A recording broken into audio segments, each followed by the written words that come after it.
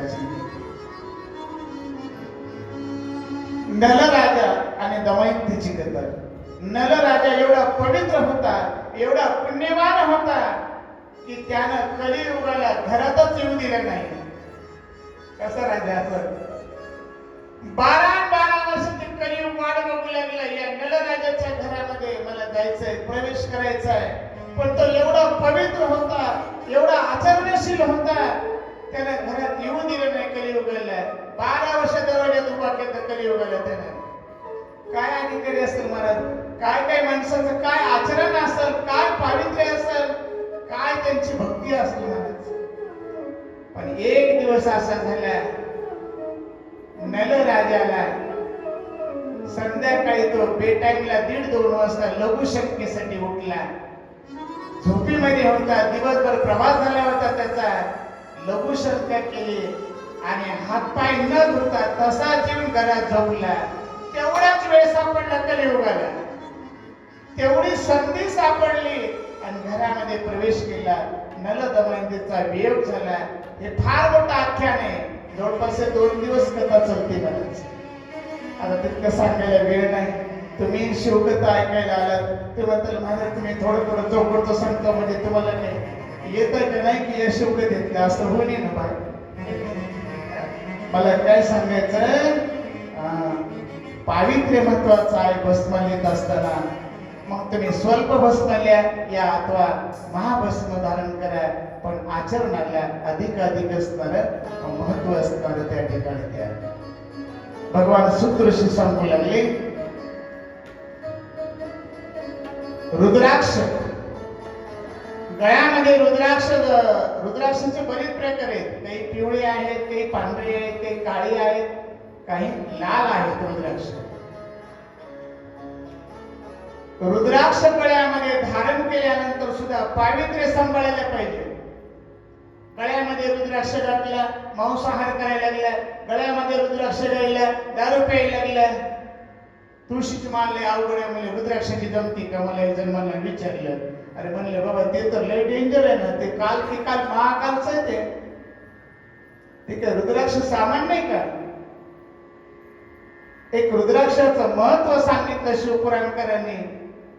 रुद्राक्ष ज्याच्या गळ्यामध्ये त्याला भूत बाधा, प्रेत बाधा, पिशाच बाधा त्याला काही होत नाही. हे रुद्राक्षाचं महत्व आहे. माझ्या तगड्यात रुद्राक्षाच्या 8-10 माळा होत्या महाराज. लोक मला सगळे विचारतात, झोपताना नाही, त्याला प्रेत बाधा होणार नाही, त्याला पिशाच बाधा कधी सुद्धा होणार नाही. आणि दुसरी गोष्ट म्हणजे एकमुखी रुद्राक्षापासून 14 मुखी रुद्राक्षापर्यंत रुद्राक्ष आहे. आता प्रश्न असा आहे, रुद्राक्ष आहे का तो भद्राक्ष आहे, हे ओळखायचं कसं? याचं चिंतन सांगितलेलं आहे.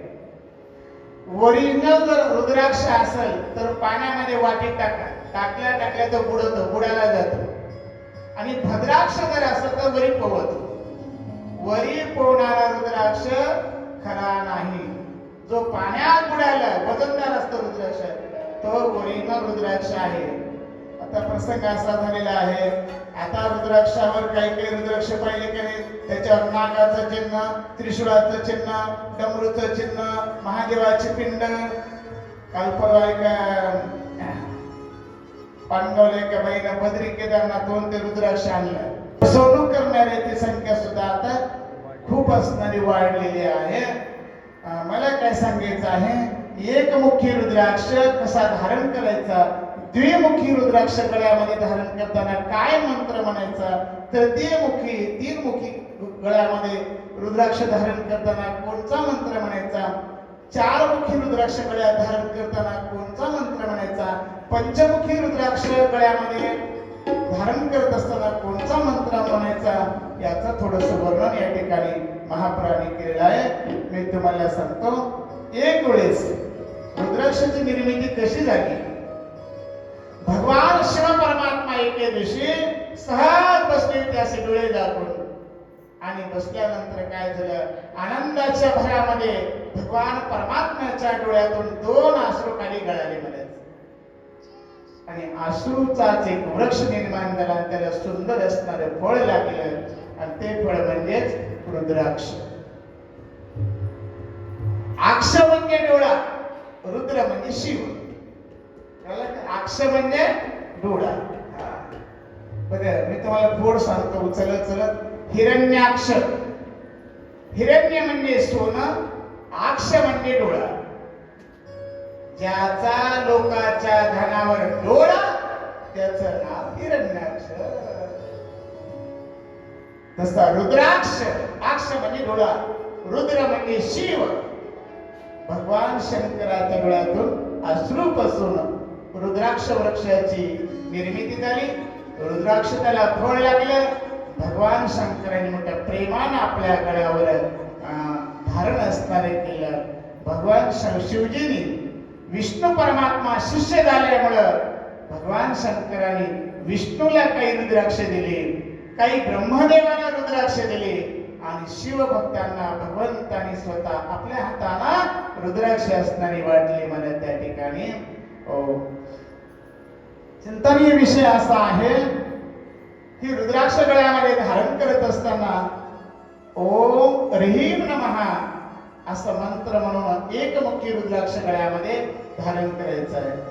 दोनमुखी रुद्राक्ष गळ्यात धारण करताना ओम नमः एवढंच म्हणायचं. ओम हाच एकाक्षरी मंत्र शिवजीचा म्हणायचा. या ओम या अक्षरालाच प्रणव असं म्हटलेलं आहे. स्थूल प्रणव आणि सूक्ष्म प्रणव. बरं का, प्रणवाचे दोन भाग आहेत. प्रणव म्हणजे ओम, स्थूल प्रणव आणि सूक्ष्म प्रणव. सूक्ष्म प्रणव म्हणजे ओम असं म्हटलं एक अक्षरी मंत्र. आणि ओम नमः शिवाय हा काय आहे, स्थूल प्रणव असणारा आहे. कळलं का? नुसतं ओम म्हटलं याला सूक्ष्म प्रणव म्हणायचं आणि नमः शिवाय म्हणायचं म्हणजे स्थूल प्रणव असं म्हणायचं. प्रणव म्हणजे प्रकृतीतून निर्माण झालेला आणि नवा म्हणजे नौका असणारी, भवसागरातून तारून नेणारे नाव म्हणजे प्रणव. आणि प्रणव म्हणजे ओम असं आहे. चिंतनामध्ये गोड असणारे श्री शिवाय नमस्तुभ्यं. बोला श्री शिवाय नमस्तुभ्यं. श्री शिवाय नमस्तुभ्यं. श्री शिवाय